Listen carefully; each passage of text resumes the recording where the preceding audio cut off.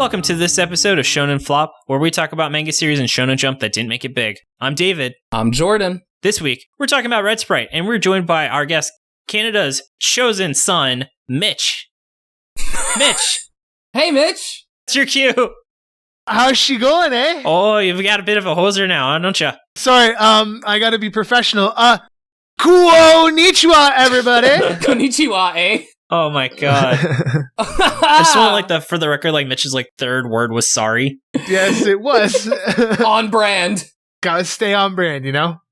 Well, Mitch, do you mind telling the audience just a little quick 30-second spiel about yourself? I am the person who does Canadian things on the podcast called Talkin Anime. I'm also a player on another podcast called Isekai. It was originally a anime themed D&D. Now it's still anime, but now it has a little bit of 80s sci-fi action thrown into it too. And up-and-coming voice actor and musician as well. Nice. Freaking cool there, buddy. I think 80s sci-fi action is the anime aesthetic. When we first started it, my idea was, hey, we're going to do the stereotypical isekai, fantasy realm kind of thing. Then when my co-host for my podcast, Talkin Anime, took over as DM, we transformed into this 80s aesthetic cyberpunk, kind of like a Blade Runner kind of situation, but it's still characters who have kind of anime quirks and stuff like that. So there's still a little bit of anime in there from what it was supposed to be, but now it's just this new monster and it's pretty fun. That's pretty heckin' cool. I mean, hey, you would be far from the first anime that suddenly turned into Blade Runner. Yeah.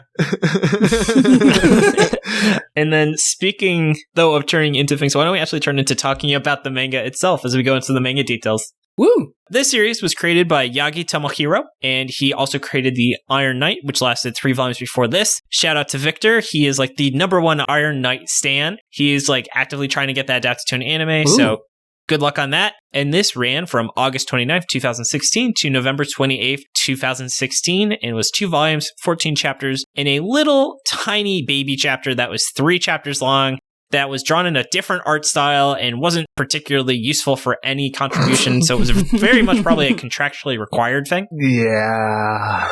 We'll go into it, but it felt like this guy did 2 different typical shonen flop endings at the same time, which I thought was really funny. Also, I do want to throw out that I saw one translation of Iron Knight, which is Iron Curtain, which I only bring up because I think that's actually really interesting considering what this series is about. Oh, yeah. Probably the most communist manga we've ever read, but we'll get into it. And then, Mitch, though, for context and listener, what Jordan is talking about, series usually have 2 choices. They can either rush the entire plot, or they say, this is all we could do. We'll leave it to your imagination of what happens. That's actually something that I would say Adam, the owner of the Shonen Flop Master List, I guess that would be a good way of flagging the 2 endings. And this series both did that and then also had an epilogue where they're yeah, and we solved everything. Guardian of the Witch solved everything. Hungry Joker, they were and now we're going to go fight the final battle. How that turns out, up to your imagination. So it's very interesting when writers picked certain paths. Speaking of the plot, Jordan, why don't you give us your plot summary, good sir? Here we go. Edenia is a powerful nation currently invading fake 1930s Europe using plasmeros, people who can produce large amounts of electricity from their bodies to charge massive vehicles and weapons such as tanks and, most importantly, airships. Yeah. Tatsu Frompt is one of 7 altered plasmero children who can use his electricity to supercharge himself with enhanced speed and strength. He uses this to steal an airship named the Red Sprite and staff it with a freed encampment of plasmero slaves who join him on his mission. After rescuing his friend Mono, the most powerful of the 7 children, Tatsu interrupts a speech by David Atlas, Hey! the dictator of Edenia, in order to declare that plasmeros all belong to the floating nation of Magonia, and he will free them. The Red Sprite then travels to the kingdom of Nalbion to rescue Alfred, the smartest of the children who has magnet powers, just like David predicted. Alfred was taken in by a Nalbanian general, Sir Gaelman, who raised him to be a strong and loyal soldier of Nalbion. Despite teaming up to defeat an Udinian attack, Alfred refuses to join Tatsu's group since he is now loyal to Nalbion. But the 11-year-old Queen Beatrix tells him to because she is about to surrender herself to be executed in order to end the war. During a battle, Tatsu once again appears to save Alfred when the enemies all sacrifice themselves to summon Blackburn, an Ash Soldier, the strongest Udinian warrior, who is defeated in, not that many pages by the combined efforts of Tatsu, Alfred, and Mono. Now that they've shown their power, the queen decides that she'll no longer sacrifice herself and instead announces that she recognizes Magonia as a real nation and her ally. Wow, I wonder if this series has any metaphors or references to real events that happened. Probably not, though. Not at all, Not the fact that there's literally one bubble where they mention concentration camps. Yeah, what the fuck? Yeah. I lost my shit when I saw that. Or just how on the map they just had Israel question mark. I didn't notice that. There was gag orders that if they mentioned anything about the events that happened, that they would be silenced permanently. They had a thing where Tatsu interrupted a broadcast and put himself out to be seen in basically the entire world, and they couldn't shut it off, so they gave the instruction that anybody who watched the full thing was to be killed. Yeah, and then you're also executed if you don't watch the David Atlas presentations. Yeah. It has a 99% view rate. They just kill everybody in the fucking world. It's great. Oh, man. So then speaking, though, of it, why don't we start robbing into the characters, and then we can start really diving into our thoughts in the series. So, Mitch, why don't you tell us about the main character, Tatsu?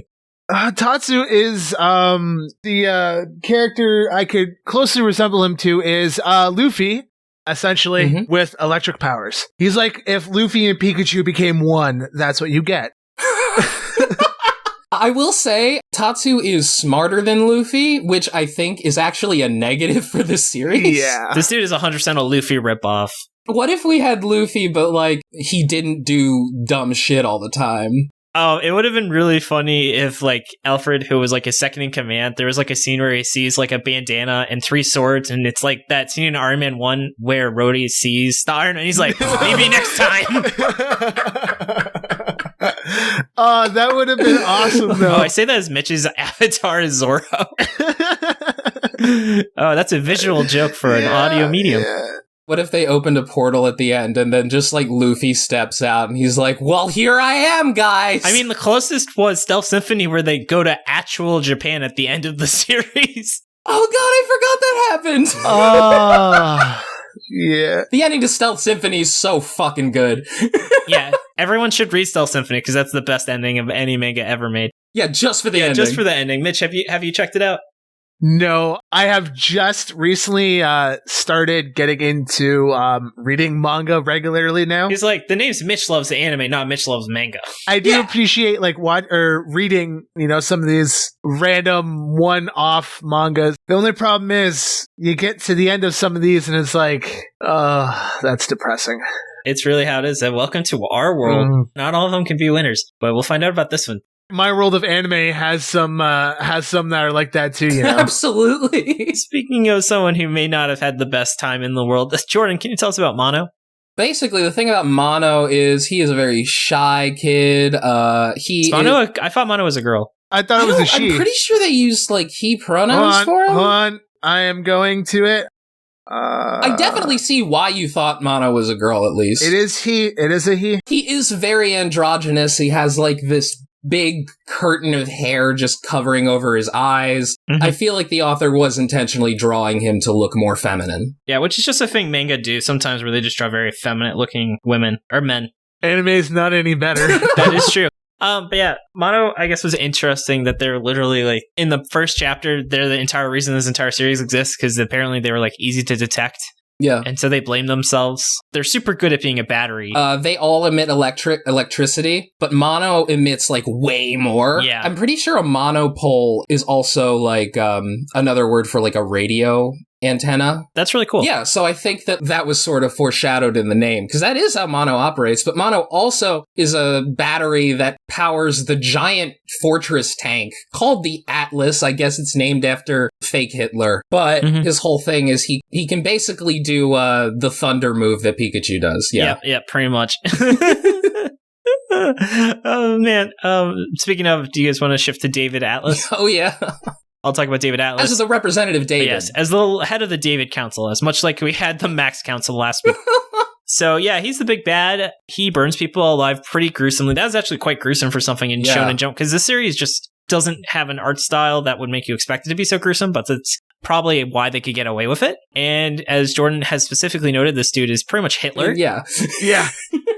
This author definitely had to have gone to like a white person name generator, and that was the first result, was David Atlas.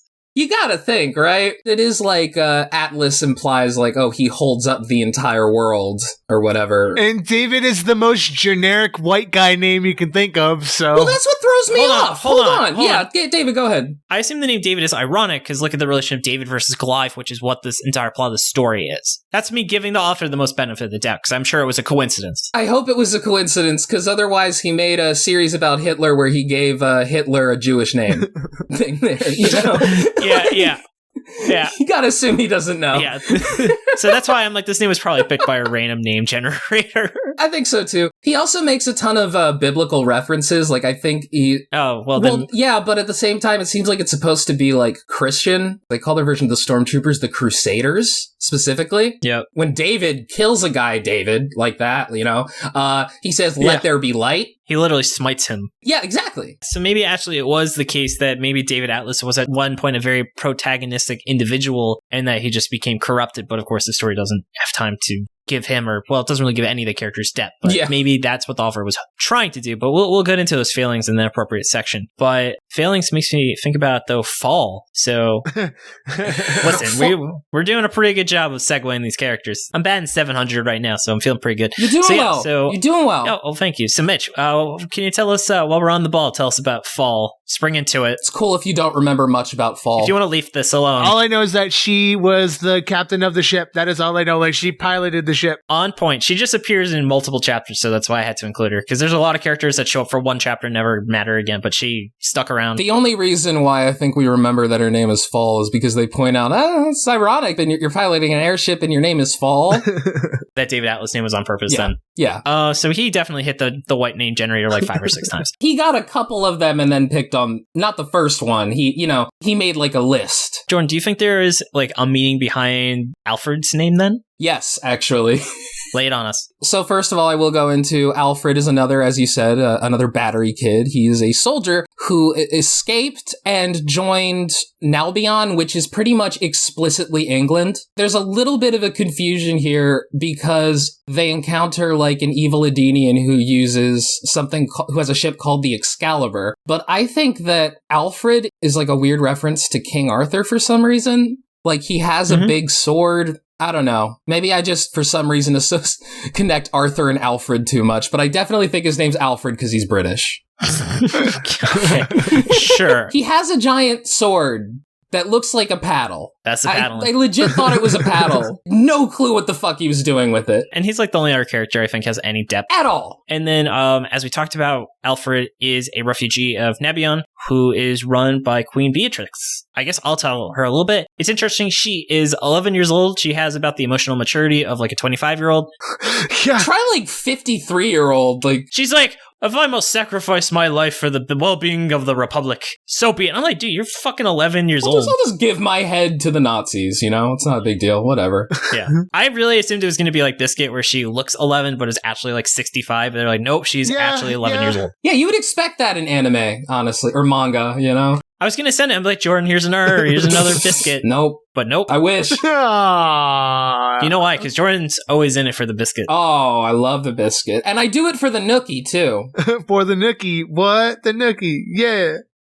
Wait, what? You know, she's 11, bro. You can take that cookie and shove it up your yeah. Not when she's 11. But you can do it yours. You want my cookie? No, you could shove the cookie in your yeah. In your yeah. Let's move on. But who's on first? All right, speaking of things that failed, let's talk about this series. The biggest issue is the characters. The characters just feel very flat. They treat everything as if it isn't that big of a deal. I feel like the mangaka was worried that if he made the characters too, bloodthirsty or too interested in revenge, it would make us dislike them. But the result is that it's really weird that they don't want revenge. Yeah. You enslaved all these people. It seems like very brutal depictions. You're explicitly telling us that they were in the concentration camps. You're making a direct reference to the Holocaust. So you have all these essentially Holocaust survivors, and one of the things that they do when Tatsu crash into this airship, which I actually thought was a really cool moment, and then Tatsu jumps in and talks to this really piece of shit racist aristocrat, and he's just like, yeah, we'd like to propose a ceasefire, and yeah, that might be the correct thing to do, but that's not super interesting as a character motive, I mentioned Luffy before. The whole fun thing about Luffy is that he does the dumb thing, but it just winds up working out because he just fucking cares so much, and he's just so passionate. Luffy just has such a strong force of will that he can overcome these issues. This character just is lucky every single time. And also, Jordan, I want to point out that we have the return of the useless stamina mechanic. Yeah! Where he always runs complete out of energy as long as it's convenient for that to happen. Mono apparently charges him, which makes you wonder what exactly he was doing before they rescued Mono. Not much. Not much. He could act for one day at a time. Yes. He upgraded from AAA batteries to Ds. D's what? Hey, CD's nuts. Got him. You got it. They just feel very bland. They almost feel like they don't feel like themselves. They don't really feel like real separate characters is the thing. It's not even that he's lucky. He's doing the right thing, but he shouldn't be. It's not emotionally driven enough. I don't get enough of a sense of his character from it. He doesn't seem like he should be emotionally mature enough to do all of these things. And because it isn't there, it just makes him seem like, oh, it's not that big a deal. We're under attack here, but you guys aren't freaking out. So I don't know, I'm not worried. I think you're going to be fine. And it just immediately diffuses so much tension. Yeah, and the series itself has no infrastructure whatsoever where, they don't really reset. There's no starting point. There's no home base. It's just piling event after event after event. And I don't really understand, they have a very weak end goal of creating this nation, but, they don't really ever say, here's what the plan is, here's our strategy. And so I just don't really know. Often, a lot of the time, it just seems like they're just randomly thinking of things to do and doing them rather than they're actually being a goal they're building I found towards. very much was, that was, their plan was he only had the idea of, we're gonna go there and save these people. There was no planning. He just showed up, caused mayhem, got the people out, and that was it. Pretty much. It sounds like when a little kid tells you a story. It's and then this happened, and then that happened, and it's it just feels, you're right, a total lack of structure. The queen just it seems like Nalbion was losing and getting totally screwed up, and the queen was straight up yeah, okay, I'm just gonna kill myself then and save everybody. But then,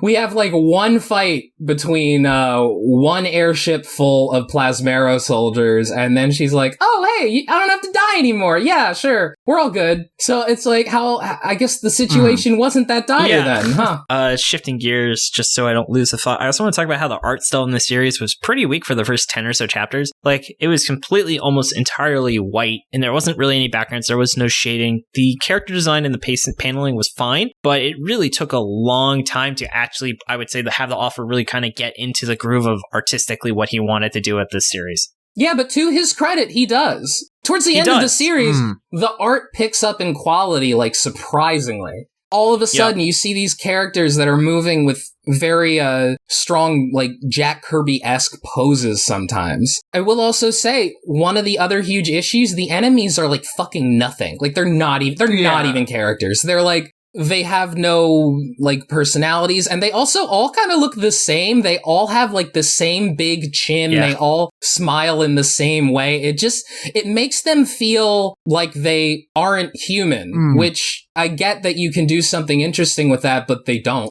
Exactly. And it's just there's zero depth. Like, everyone is evil because they're evil. The best case is that scientist who I guess is a good guy, but he just complains about how he doesn't want to do any of this every single time. And that's not really a character trait. That's just him being annoying every time he shows up because he complains that he doesn't want to help them, but he still does. Yeah, bring up the scientist again when we get to miscellaneous thoughts, because I'll forget, but I do want to say something important about him.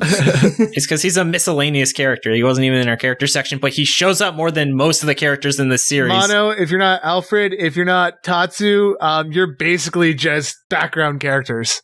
Mono is barely not a background character. I mean, barely. Tell me a personality trait of Mono that's not depression. Anxiety. Ooh.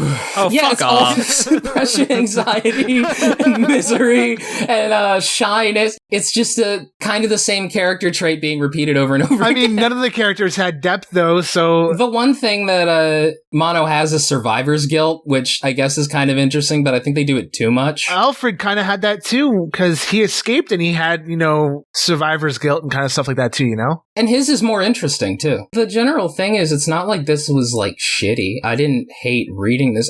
I enjoyed a lot of it. It was more just that it didn't have enough good. There are a lot of things that were just you could have done that a lot better. Literally Hellwarden again. Yeah, or it just reminds me of the criticisms of the manga created by the main character of Time Paradox Ghostwriter, I legitimately thought this was a Time Paradox where this was like a ripoff of Fire Force, but Fire Force didn't exist yet. But unfortunately, it did come out. Because that was another thing, is that this really, its lunch is eaten by Fire Force. Because Fire Force has a very strong overlap with Power Set, because everyone has fire, which really overlaps with a lot of the abilities that they could tap into in design space for this. And so I think that's why the offer really didn't give anyone interesting powers, because the more he expanded, the more people would say, well, that dude from Fire Force can do that. A big one I noticed is that they never use electrical currents to control people, which I think is a very low-hanging fruit of just being able to control the electrical synapses in someone. But that's a power someone in Fire Force, like a main villain in Fire Force, uses. And that's why I bet that's why they didn't have anyone have that power. I haven't watched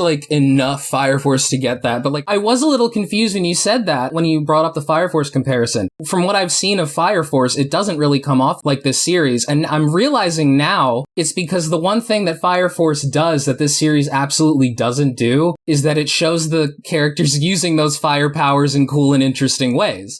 If they had done that, I'd be like, oh yeah, I see the Fire Force reference, but they can't do that. The dude who wrote Fire Force 100% either read a thermodynamics textbook, or he had an engineer, because some of these things are pretty deep cuts that I've heard of, but I was kind of surprised. He talks about how he has a dude who can control ice, because there's this really complex process of absorbing energy. I had someone in high school build it, and it's really cool, but I hadn't heard of it since high school, and I forget its name, but it's a real thermo device that takes in energy. Thermo thingy. Yeah, I forget what it's based on. It's a thermo thingy. But he definitely a layman would not know, but he's completely right of how this character is able to use this device to create ice out of fire. It reminds me, I was watching this series called Stand Science, or somebody by this guy Schuckmeister. I love Schuckmeister. Schuckmeister goes into the extremely complex particle physics around the different stands in JoJo's Bizarre Adventure. Yeah. That just kind of reminds me of that, where it's you read it and you're like, Araki, do you actually know about this stuff? What?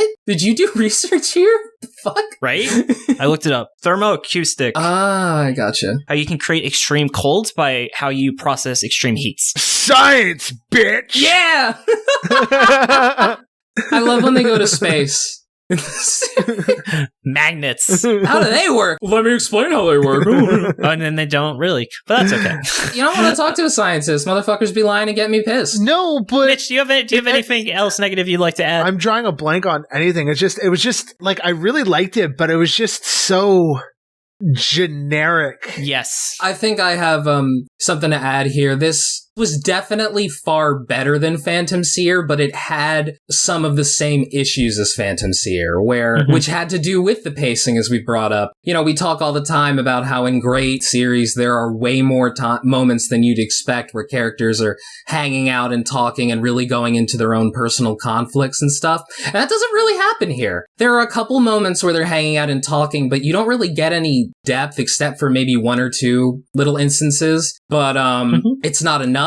and it doesn't really feel like a time to breathe. It just feels like a really quick moment, which I feel like really doesn't allow the series to really sit with you that well. Yeah, for sure. I think now that we've really broken down some things we didn't like, why don't we take it to things that it did do well? So I'll lead the charge on this. I think the biggest thing is this is, as a theme, very unique with this kind of communism, anti-fascism story where this is, you just don't see it. It might be a focus of like an arc of a series, but how often is like pseudo-Hitler just the overarching bad guy and you're trying to seize the means of production of the laborers, you know? In manga?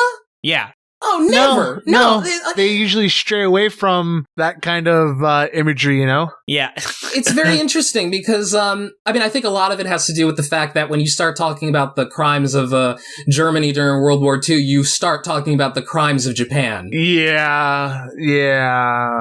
And there was a lot of cross-cultural exchange between Japan and Germany that I think a lot of people underestimate. We've talked about it before. The only anime I think I've ever seen that explicitly has an anti-Nazi episode is Black Lagoon. Yep. Even Black Lagoon has an episode before that where they have a bunch of lower Nazi officers who are just like, yeah, we're just Germans. We don't hate anybody, you know. We're just like here because we're soldiers, just to show that like, okay, not all German soldiers were evil, all right? They have to even like say that in Black Lagoon. So I feel like there's something where the only time I ever see references to straight up the Holocaust in anime is in these fantasy settings. Yeah, pretty much. Yeah, usually it's like a moment in where like someone's fantasizing about being the hero, and it's usually some kind of like World War II Nazi thing, but it's very rare. Yeah, but they aren't ever like explicitly the Nazis. They're like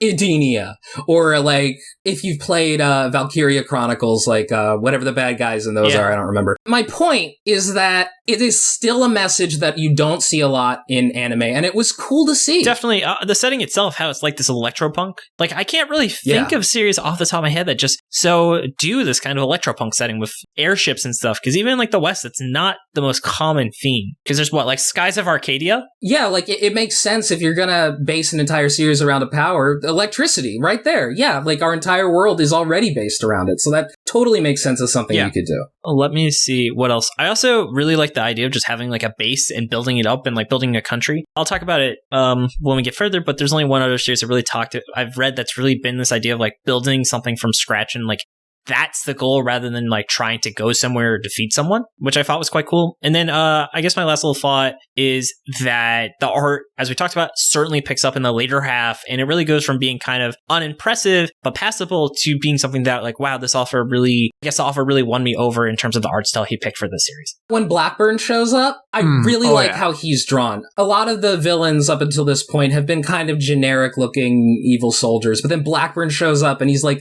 this really creepy like Nazi dude who half his body is constantly on fire and turning into like a skeleton. It's really freaky, and like I was actually pretty into it. Yeah. And then how about you, Mitch? What were some things that you enjoyed about the series? I really enjoyed where they were going with the power system. Different ideas of how like electricity is, you know, manipulated in this world, and that, you know, the plasma arrows have like different styles of electricity. Like mono obviously has like some like charging power or whatever, giant battery, and then you have, you know, Tatsu he's like just really fast, and it like augments like most of his things. And then you got Alfred, who's got like the magnetism, you know, and everything else. And then you got, you know, pseudo Hitler, who's able to burn people. You know, and it's got like really cool powers, and you know, I kind of makes you wonder where it could have went, you know. So Mitch, since you were the one who brought it up, I'll give you the pleasure of actually saying where really holistically do you think the series could have gone? What I could have seen was, you know, Tatsu and the gang, you know, he's going around getting all of his friends, you know, they're going into other situations, maybe where we see some other continents, some other villages, whatever, you know, get a little bit more world building, seeing how, you know, all the other powerful kids got where their powers evolved to. And then essentially probably just go into an all-out, like, war, have Tatsu basically kills the pseudo-Hitler at the very end. everyone just lives in peace, you know? It's just stereotypical anime, you know? It's like you beat the big baddie. It's there's nothing else, you know? My idea here was this seems to be tracing World War II very clearly. It's not a shocking thing. Like, they're attacking now Beyond, which is a reference to the Blitz, obviously. Yep. So I think this was all going to culminate with some kind of anime version of the storming of Normandy. Yeah, probably. That would have been really cool. Like, if that was pulled off well, that could have been fucking sick.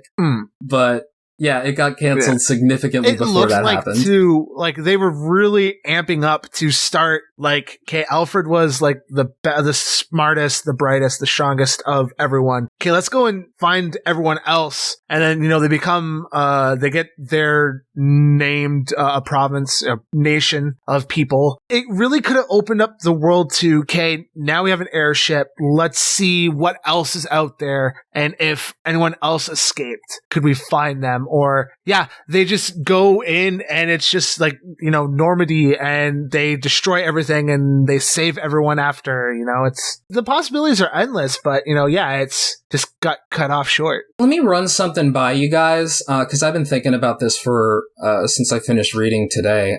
What would you think if the series started with Alfred? Like, the series started on the chapter when they go to rescue Alfred, and Alfred was sort of the main character. I actually had that in my notes. So I said that I think they should have just scrapped the first 10 chapters and really started around here, kind of like how when you're like a podcaster, you don't ever push your first 1 or 2 episodes because you really want to figure out what you're doing. And that's really the vibe this series gave to me, is this dude just dirtled around for like 8 chapters, and that's why I got axed. Pretty much. I mean, because the thing is, the main character doesn't really have much of an internal conflict that you can relate to. He doesn't really have much that draws you in. Alfred has that internal conflict, and when he meets Tatsu, that is like the best period of characterization for both of them. Like, Tatsu on his own is boring. It's like how Oda, it was immediately like, nah, I gotta stick Zoro to Luffy. Or whoever. I don't know. I don't remember how One Piece starts out again. But there was Lady Alvida, so what right? Happens is the first is the flashback. Right. And then Alvida and Kobe, and then he saves Luffy, and then Zoro shows up, I think, in chapter 3. I guess my big issue with Tatsu is, it's not even if, what if Luffy was smart? It's what if Luffy faced absolutely no consequences for being fucking stupid? Yeah. If you face no consequences for being stupid, then you were smart. Is the thing. That's the thing, I would have liked to see that, they start, pushing more and more, getting towards the big fight, and then, there's a, pseudo-Hitler is getting frustrated, and he's just like, okay, we're gonna make an example, pulls out, a couple of the kids and has them executed on, live camera to prove a point, shows some kind of consequence of, hey, you are fucking around, this is what happens. What if, some of the people on his airship who are helping him were killed in the battle? That seems like a very direct route that would have solved a lot of those issues. Yeah, that makes a lot of sense. What if when Blackburn threw Mono out, he wasn't able to save Mono, Blackburn showed up on the ship, he grabbed Mono, threw Mono off of the plane, or off of the ship, falling to what looked like Mono's death. Tatsu obviously made the save, but it's what if he couldn't make the save because he pushed himself too much and he couldn't get to Mono in time? Could even have something where Mono didn't necessarily die, but he's in a bad state or he was captured or something, and now they have to go rescue Mono but this time for a better reason that's more compelling, instead of just, oh, where's Mono? Oh, he's powering a giant tank. He's right over there. You want to go bust into the tank and save him? Yeah, it's all good. Yeah. It was just everything came way too easy. This guy needed to fail at some point. Yeah. Remember, in One Piece, Luffy got his ass beat by Crocodile twice. And then, I really just wanted, base building to be the thing. Like Dr. Stone, you know how they have, those, charts where they outline what they need to do, and then they follow it in the manga of how they can get to, build out this new invention? It would have been cool if you actually outlined, and that's, how the different kids fit in. Something I think that I was hoping was hinted at, but I guess the author wasn't good about that, is remember the first chapter where the kids talk about their dream airship and they each talk about what they would contribute on the ship? I thought that was going to be a parallel for why he needed to save each one. I did too. But eventually, no, we're just going to save everybody. Honestly, when I read that, I thought he was also doing a One Piece thing because there's that famous moment in One Piece early on where Luffy shows a drawing of all the people he wants on his ship, and then it just so happens as the time goes on, you look back and it's like, oh wow, all the Straw Hats kind of look like that drawing, don't they? I thought it was just Frankie. Hey, this is Jordan from the future, and unfortunately David was right. I got confused. It's just a picture of Frankie. You don't have to tweet at us. You don't have to email us or anything. I know. Bye. Oh, I thought there was a larger drawing. I don't know, but like, I definitely thought that was more foreshadowing. I think it sounds like you guys did too. Yeah. Where's the potty? Where's the movie theater? Where's the It would have been a lot better if we started getting the other kids and we start seeing like more powers come in. I'd really hate to see what the person who wanted the potty was able to do. Well, that was Mono, but yeah. I'm worried what Mono's into now. Mono's into taking a shit. That's how you get Mono, boys and girls. Hey. Jesus Christ. It was like Hell Warden. This was a cool idea that just wasn't executed that well. Feel the same way. This might actually be my number one in series now that really had interesting potential that was squandered. It's true, because I actually like a lot of the metaphor here. I'll get into the metaphor and miscellaneous thoughts, actually. Speaking of, why don't we dive into that? Hell yeah. I guess the biggest miscellaneous thought I still have was this series actually kind of felt like an isekai. If someone, like the first chapter was the main character being in our world and dying and getting reborn as he was at the start of the series after like the epilogue, because he just like kind of comes out of nowhere, he's overpowered and he's trying to overthrow the entire society of the world he's in right now. I agree, yeah. What if he and like his friends died in like a bus crash and they were all reincarnated and had to go save them? Like, one of my thoughts was, what if Tatsu was the person that's supposed to bring everyone together, but Alfred is supposed to be, the main character. There was substance to Alfred. There was really nothing to Tatsu. So it makes you wonder if Tatsu was just supposed to be the catalyst to bring the main character into it. Tatsu feels like somebody whose character arc is complete. Like I talked about in the Chibi, the first chapter feels like it could have been the last chapter of a different series. You know what a good actual comparison to this is in Dragon Ball. There's a reason why in the first chapter, Akira Toriyama immediately connects Bulma with Goku, because just a series with Goku would not be that interesting. You need to bounce Goku off of somebody else. Someone was watching the Totally Not Mark video. You got me. Yeah, I fucking knew it. And in our miscellaneous spot, just before I forget this again, who was he talking about where it was like the last of the Haman? What guest were we talking about that with? The last of the Haman? Yeah, so like part one of JoJo. Yeah. The point of the series was that literally happens in this series with the teacher guy, where he goes, take the last of my electrical power. Yeah. It's literally that scene from part one. It is. Oh god, that just reminds me. There was a moment because I was really interested in the plugs on their hands. I thought that was cool, and I was expecting more stuff like that to show up, and it didn't. Because Alfred throws around these little magnetic balls that let him swing around. Shit, I thought for a second that they were gonna look like plugs, and I got really excited, and then they didn't, and I was sad. But like my biggest thought here is, look, I love anime juice. It's so funny when it happens. Like, in this series, the group we follow is a group of people who are oppressed and used as slave labor by the fake Germans in fake 1930s Germany, who were in a concentration camp, who get turned to ash. Like, I don't know how I'm supposed to read this and not think, oh, this is like a very thinly veiled metaphor for the Jews, which makes the fact that they found the nation of Magonia as very clearly like, oh, you're doing this is the nation of Israel type thing, which means that this series ends with the founding of Israel as a state. Told you, bro. It's all about Israel. It's insane. Hey, you know what? In the old days before, I don't want to get into a conversation about Israel. It's a loaded topic. But like in the 30s, Israel was seen as like a leftist position. Yeah. That has clearly changed, but that's what it was like at the time. So it is very interesting to combine this Jewish metaphor with like communism, which is, that's also a little problematic, but also, the Soviets did come in to defeat a lot of the Germans eventually. It's very hard for me to read this and not pick up on these metaphors, This has been a lot to unpack. This series is a lot to unpack. Okay. Yeah. And then, so then why don't we, before we wrap things up, Mitch, do you have any last miscellaneous thoughts you'd like to talk about? except for I kind of wanted to see where this show or where this manga was going to go. When I first started reading it, I'm like, oh no, this isn't going to be one of those. And then it got to it and I'm like, oh, it's going to be really World War II now. Oh, yeah. It's so World War II. This could be like a documentary. This might be like more accurate than Hitalia, which isn't saying much. When I was reading it and the one dude mentioned concentration camps, I did a double take and reread that panel to make sure I read it right. And I'm like, oh no. Oh, me too. I straight up posted a picture of it into the chat and I was just like, oh. Like, you're just straight up not even hiding it. I was reading at work and I turned to my coworker. I'm like, this manga got really fucking dark all of a sudden. He's like, why? I'm like, gag order and concentration camps. It's like World War II. Why do you guys seem so chill and not angry at that group? You know, they're fucking committing a genocide against you. Like, yeah, be more angry. You know, it's cool if you want to take revenge. Like, Jesus Christ, man. I was not thinking this was going to go there at all. No, I wasn't either. But then it went, like the gag orders, concentration camps, people are getting killed for not watching, the announcements or whatever. I'm like, I'm seeing it now. And then fire is involved too. And I'm like, no. They mention like turning them into ashes or something. It's just like, Jesus Christ, yeah.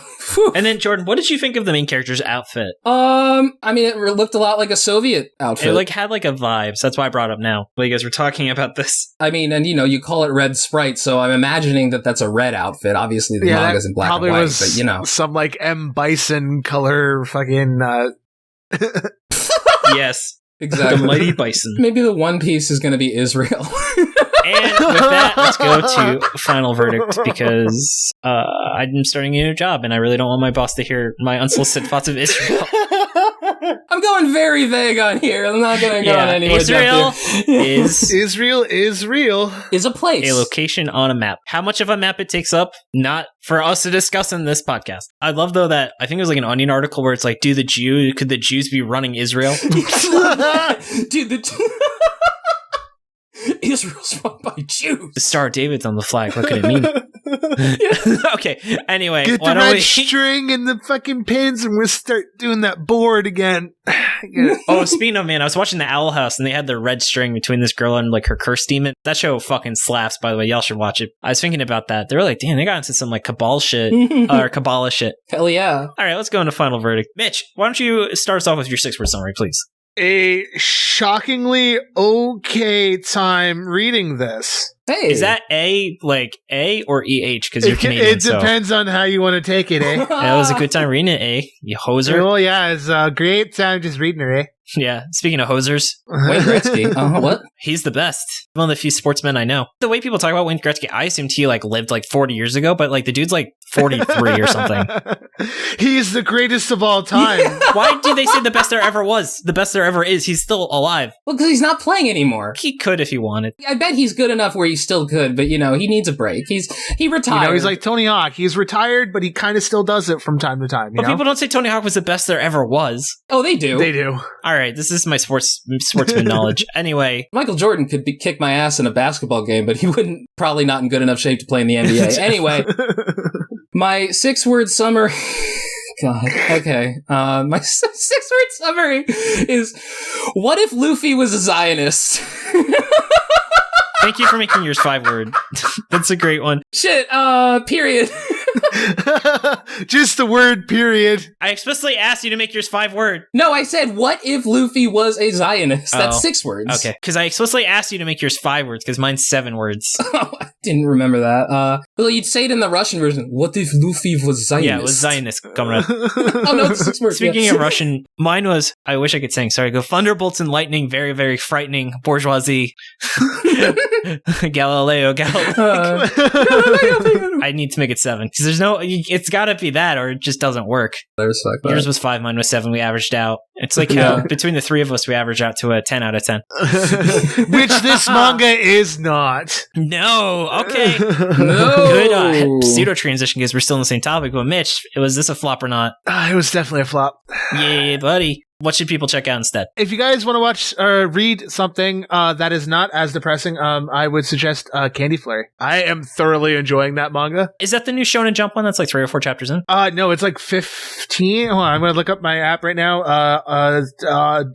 Learning on camera, mic, however. Okay, app, stop playing around with me. I'm trying to be professional here. There is 14 chapters out for it. That's still baby. It's pretty good. It's, your battle shonen, but with weapons of candy and other, goodies. Sounds good to me. Now that sounds like One Piece. I'll have to check it out. I'm digging it, and I have a bonus suggestion if anyone is curious. Sure, what's up? Check out the other one I'm reading is The Elusive Samurai. That's another really good one. Oh, I've heard about that one. I started reading that one right around the same time I started reading Candy Flurry. Sounds good to me.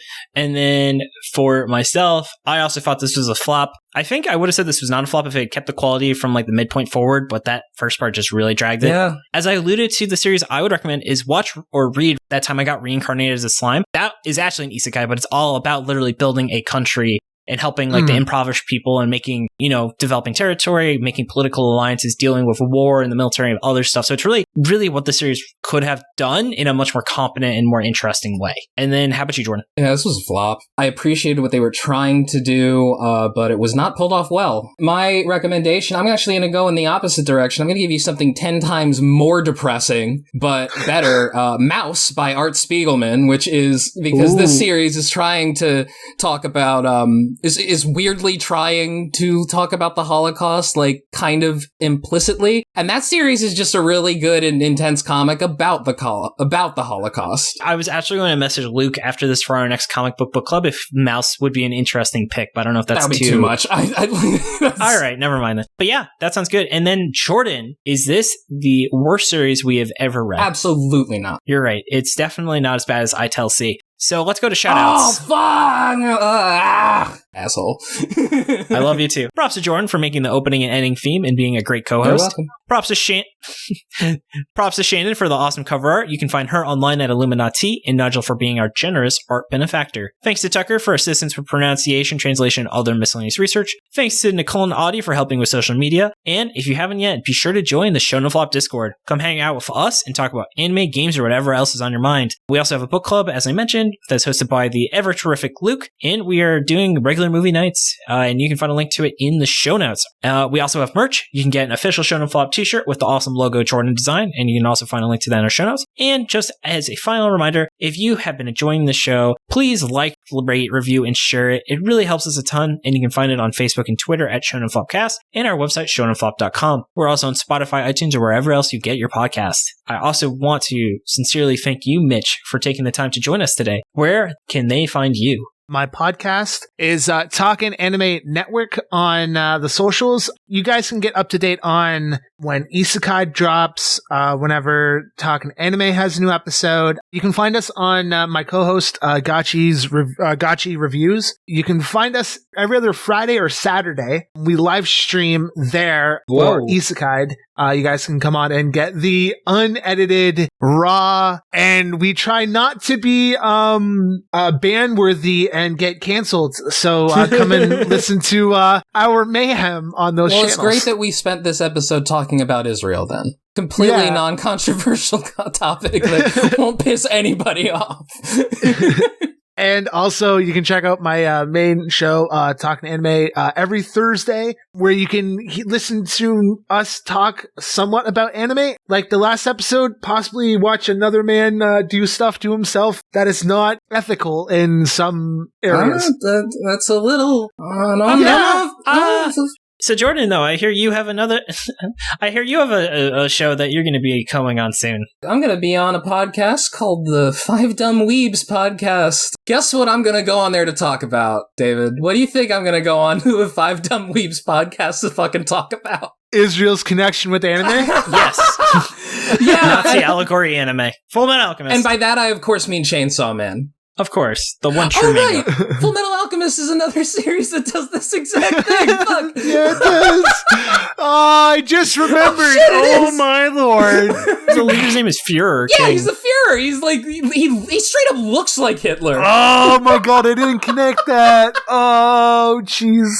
Anyway, Jordan, please do continue. But yeah, no, it's going to be a lot of fun. The Dumb Weebs pod. I like it. Yeah. I like it. So I know you're going to be there, but who are the other 4 Dumb Weebs? I know that Meowth, who is a great friend in our Discord, is going to be there. I don't really know. And member of the book club. True, yes. Meowth is also a member of the book club, and we're grateful to have her. I'm not really familiar with the other people. I haven't really met them yet. But moving on from that, I just want to say thank you so much to David for doing the editing. You know, you do a great job. Thank you. And I appreciate you doing all the editing on the Chibi episodes. Thank you. I work hard. Sure. Fuck you. Where's that Chibi episode, buddy? Oh, I'm still working on it. Leave me alone. Yeah, it's okay. You'll get it to me when you can. It's been a rough week. It's been a rough week for all of us. I know. I was just in Florida, man, so you can't. Yeah, I'm sorry you're in Florida. I know, it's terrible. Anyway, to get into the regular shoutouts, first of all, Nitwit from our Discord. Hi, Victor. Wants to remind everyone to wash their hands. Thank you, Victor. And then in terms of shoutouts, the first podcast I want to talk about is a Trash Pandas podcast. 3 guys in their 30s making each other laugh and honestly really having no structure in their podcast, let alone their lives. Second one is Tales from Our Youth. If you want to hear an Aussie comedy pod about films you've forgotten all about, check out our Tales from Our Youth. The next one is the Oh Shoot Podcast, a film and TV podcast where they talk about all things film, from character arcs to the music and all things in between. And then they're also going to be going through all the Marvel films at the moment, including everything that's been released this year. And finally, I want to talk about the Simping for Senpai podcast. Wow, I just completely forgot to say where people can find these shows. That's all right. They'll all be in the show notes. So the next one I want to talk. Sorry, the final one I want to talk about. You can re-record if you have to, but I do this for free. It's fine. Nice. The next one is the Simping for Senpai. Check out. They also gave me their Spotify link, so it's like, what do I do with that? Here's a link. HTTPS:/. Yeah. No, it's literally like they're like Spotify.com/show/1AJ. I'm like, okay. So you know what? That's their own fucking fault that they gave me those links. Yeah, you're right. We use podcasts at the same time. Yeah, but though for the Oh Shoot, you can also find them at Instagram.com/Oh Shoot Podcast, all one word. And finally, I want to give a shout out to the Simping for Senpai podcast. Jordan and I were guests on that show. So hosted by 2 really rad dudes. Yeah. And you should go check out the Simping for Senpai podcast for your casual anime talk and discussion needs. You can find it on Spotify, Google, or Anchor FM. And their website is anchor.fm/SimpinXSenpai. Yeah. Check them out. They're fun. And we'll, of course, have links to all of these in our show notes. Thank you so much for joining us. This has been David. This has been Jordan. This has been Mitch. And you've been listening to Shonen Flop. Keep on flopping, floppers.